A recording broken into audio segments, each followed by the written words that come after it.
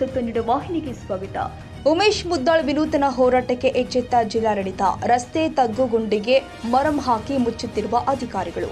ಯಾದಗಿರಿಯಿಂದ ಸೇಡಂಗೆ ಸಂಪರ್ಕಿಸುವ ರಸ್ತೆ ಸಂಪೂರ್ಣ ಗುಂಡಿಮಯವಾಗಿ ಅಧ್ವಾನ ಎದ್ದಿತ್ತು. ಈ ಹಿನ್ನೆಲೆ ರಸ್ತೆ ಗುಂಡಿಯಲ್ಲಿ ಮಲಗಿ ಸಾಮಾಜಿಕ ಹೋರಾಟಗಾರ ಉಮೇಶ್ ಮುದ್ನಾಳ್ ವಿನೂತನ ಹೋರಾಟ ಮಾಡಿದ್ರು.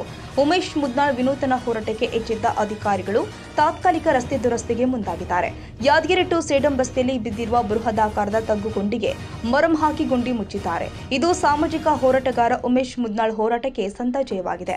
ಆದರೆ ಇದು ತಾತ್ಕಾಲಿಕ ಮಾತ್ರಕ್ಕೆ ಸೀಮಿತವಾಗದೆ ಕೂಡಲೇ ರಸ್ತೆಗೆ ಶಾಶ್ವತ ಪರಿಹಾರ ಮಾಡಬೇಕು.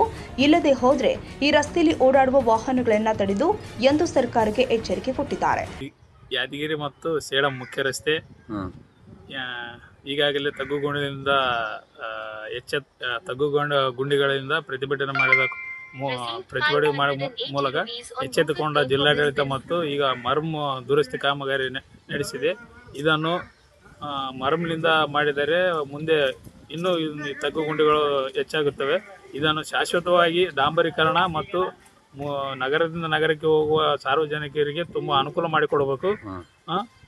ಸರ್ಕಾರ ಇದು ಯಾವುದೇ ಥರದ ಇದನ್ನು ಮರಂನಿಂದಲೇ ಶಾಶ್ವತಗೊಳಿಸಲು ಪ್ರಯತ್ನ ಪಡಬಾರದು. ಇದಕ್ಕೆ ಒಂದು ಹೊಸ ಡಾಂಬರೀಕರಣ ರೋಡ್ ಮಾಡಿ ಸಾರ್ವಜನಿಕರಿಗೆ ತುಂಬ ಅನುಕೂಲ ಮಾಡಿಕೊಡಬೇಕು. ಇಲ್ಲದಿದ್ದರೆ ಇದು ಮತ್ತೆ ಮುಂದೆ ಉಗ್ರ ಹೋರಾಟಕ್ಕೆ ನಾವು ಎಲ್ಲ ಸಿದ್ಧತೆಯನ್ನು ಮಾಡಿದ್ದೇವೆ. ನಿಮ್ಮ ಹೆಸರು? ಯಾದಗಿರಿಲಿಂದ ಸೇಡಂಗೆ ಹೋಗ್ತಾ ರಸ್ತೆ ಸಂಪೂರ್ಣ ಅಲ್ಲೆಲ್ಲೆಲ್ಲ ದೊಡ್ಡ ದೊಡ್ಡ ಬೃಹತ್ತಾಕಾರದ ಗುಂಡಿಗಳು ಬಿದ್ದು ಇವತ್ತು ವಾಹನ ಸಾವಿರ ಪರದಾಡ್ತಕ್ಕಂಥ ಸ್ಥಿತಿ ನಿರ್ಮಾಣವಾಗಿತ್ತು. ಹಂಗಾಗಿ ನಾವೇನಂತಂದ್ರೆ ರಸ್ತೆ ಗುಂಡಿಗಳಲ್ಲೇ ಮಲಗಿ ವಿನೂತನ ಪ್ರತಿಭಟನೆ ಮಾಡಿದಾಗ ಸಂಬಂಧಪಟ್ಟ ಅಧಿಕಾರಿಗಳು ಎಚ್ಚೆತ್ತುಕೊಂಡು ಸ್ಥಳಕ್ಕೆ ಭೇಟಿ ನೀಡಿ ತಗ್ಗು ಗುಂಡಿಗಳನ್ನು ಮರಂಲಿಂತ ಮುಚ್ಚಾರ. ನಮ್ಮ ಹೋರಾಟಕ್ಕೆ ಸಿಕ್ಕಂಜಿ. ಆದರೆ ಇಷ್ಟಕ್ಕೆ ನಾವು ಬಿಡೋದಿಲ್ಲ. ತಕ್ಷಣ ಅದನ್ನು ಡಾಂಬರೀಕರಣಲಿಂತ ಪ್ಯಾಚ್ ವರ್ಕ್ ಮಾಡ್ತಕ್ಕಂಥ ಕೆಲಸ ಮಾಡಬೇಕು. ಮತ್ತು ಯಾದಗಿರಿಯಿಂದ ಸೇಡಂಗೆ ಹೋಗ್ತಕ್ಕಂಥ ಯಾವುದು ಪರ್ಮನೆಂಟ್ ಸೇತುವೆ ಯಾವುದೇ ಕಾರಣಕ್ಕೆ ಸಾರ್ವಜನಿಕರಿಗೆ ತೊಂದರೆ ಆಗ್ಬಾರ್ದು. ಇದು ಆ ನಗರಲಿಂದ ಈ ನಗರಕ್ಕೆ ಬರ್ಲಿಕ್ಕೆ ಭಾಳ ತೊಂದರೆ ಆಗ್ಲಕ್ಕತ್ತದ. ಮತ್ತು ಪಕ್ಕದಲ್ಲಿರ್ತಕ್ಕಂಥ ನೂರಾರು ಹಳ್ಳಿಗಳು ಸಂಪರ್ಕ ಅವ. ಹಂಗಾಗಿ ಸಂಪೂರ್ಣ ರಸ್ತೆ ಡಾಂಬರೀಕರಣ ಆಗ್ಬೇಕಂತಕ್ಕಂಥದ್ದು ನಮ್ಮದು. ಇಲ್ಲದಿದ್ದರೆ ಅದೇ ರಸ್ತೆಯಲ್ಲಿ ವಾಹನಗಳನ್ನು ತಡೆದು ಪ್ರತಿಭಟನೆ ಮಾಡಬೇಕಾಗ್ತಕ್ಕಂಥದ್ದು ರಾಜ್ಯ ಸರ್ಕಾರಕ್ಕೆ ಮತ್ತು ಜಿಲ್ಲಾಡಳಿತಕ್ಕೆ ಎಚ್ಚರಿಕೆ ನೀಡ್ತಿದ್ದೇನೆ.